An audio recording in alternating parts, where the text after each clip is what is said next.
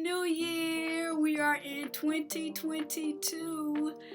Welcome back to SWGA Sickle Cell Awareness with your personal patient advocate, Monica. If you're visiting for the first time, welcome. If you are a new subscriber, welcome to the tribe. In today's video, I am going to do a heart-to-heart talk about you are not alone. Let's get into the video. This video is dedicated to some people who I've met, who I've actually talked to, had a conversation with, or someone who I met along the way in my advocacy journey.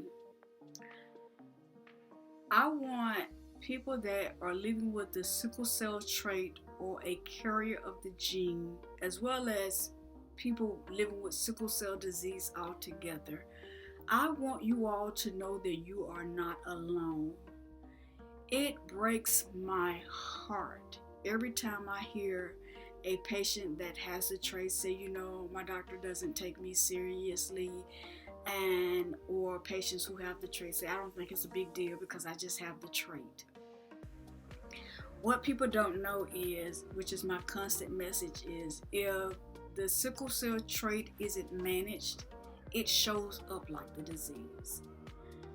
And I think that should be something that's taken very seriously. I have met so many family members in my advocacy journey that felt like their aunt, their uncle, their mom, their dad, or their loved one was alone. They thought that they was the only person in the world living with sickle cell, and every time I hear that, it breaks my heart. And there was an event that I did last year, and one young man said, I knew my aunt had sickle cell.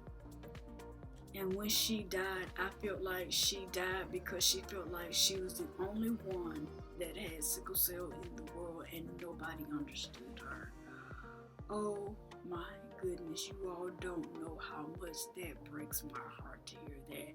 And I've heard that from more than that family member. I've heard it from several family members who felt like that their family member or their friend or their loved one was the only one living with sickle cell. My heart's desire is, and my hope is that medical professionals let their patients know that they're not the only ones that have this health condition. I know legally you can't give out other patients' information, but just let them know that they're not the only person in the world that have this condition. Give them hope, give them encouragement. Also, I want to let the people that know that are in third world countries, who I've gotten that message several times because I am a global health advocate. There are so many people and patients in other countries who feel like they're the only ones that have the sickle cell trait. And I know in times past, talking about sickle cell or any health condition was taboo in a family. That's just something they just didn't talk about. In 2022 and going forward, my hope is that more people would talk about it because it could inspire someone. It could encourage someone to let them know that they're not alone, especially when people are in the hospital during the holidays or during special occasions or just in general, or like the changing of weather. There have been a lot of patients that have been in the hospital and they felt like they were alone. They thought they were the only one that was dealing with this. And that just breaks my heart for them to know that and for them to feel that way. My hope, my prayer, and my advocacy work, especially SWGA Sickle Cell Awareness, it is a global platform. My hope in medical facilities, in different organizations, in different governmental agencies, my hope is that there's more advocacy for sickle cell, more resources, more community work for sickle cell, so these patients and these families can know that their loved one is not alone. And social media is a great tool to have, but if people don't have access to internet, they won't have access to it. So that's why my hope and goal is for those medical professionals that are working with sickle cell patients, or whether they have the disease or the trait or thalassemia, let them know that they're not alone. That is my hope.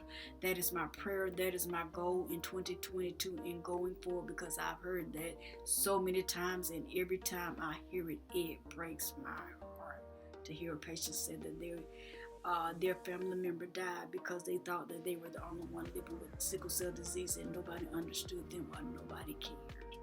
I hate hearing that. The first time I heard it, when I first started advocating, to now, especially now, during the current climate in the world, to now, nobody needs to feel like they're alone in their health condition. If you know someone that has this condition, or you think they have this condition, or you've heard of them, you can DM me and let me know, and I'll see what resources are available or what connections that I have that may be assistance to them. In the comments section, let me know if you have a loved one, a coworker, a classmate, or a friend who's dealing with this condition, and you're probably not gonna do it, and that's okay. But make sure you give this video a thumbs up, because it'll give YouTube a notification that this video needs to be shared more, or it need to be notifications on this video. Also, if you have not subscribed, make sure you subscribe. Not only subscribe, hit the notification bell. So every time I upload, you'll get a video on this topic or health management. There are also do videos on how to manage sickle cell, as well as health tips and other things that go along with managing this disease, as well as community.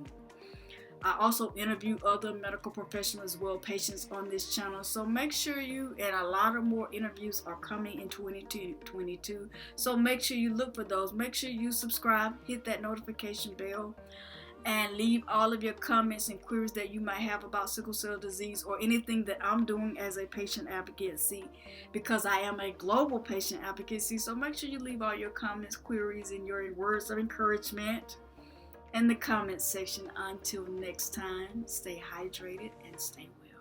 Goodbye.